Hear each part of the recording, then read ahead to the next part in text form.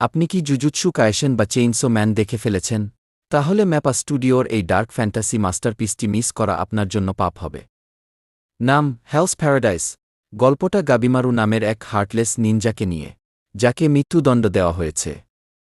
কিন্তু তাকে বাঁচার একটা শেষ সুযোগ দেওয়া হয়।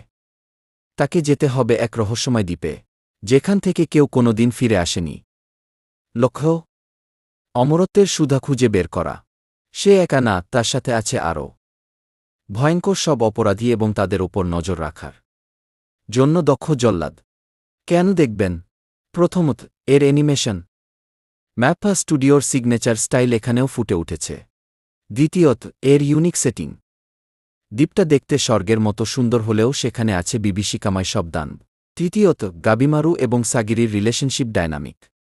কোনো ফালতু রোমান্স নেই, শুধু পিওর সারভাইভাল। এক কথায় বলতে গেলে অ্যাকশন, মিস্ট্রি আর ডার্ক ফ্যান্টাসির পারফেক্ট কম্বিনেশন। যারা এখনও দেখেননি, জলদি ক্রাঞ্চিরোলে দেখে ফেলুন। আর আপনার ফেভারিট ডার্ক অ্যানিমে কোনটা? কমেন্টে জানান আর সাবস্ক্রাইবই করো।